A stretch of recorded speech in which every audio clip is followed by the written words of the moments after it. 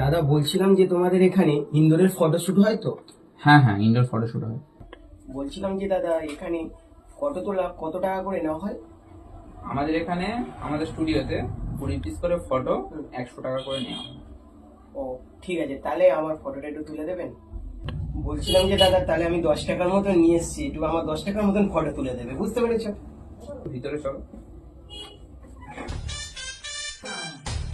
দাদা তাহলে আমি রেডি হই?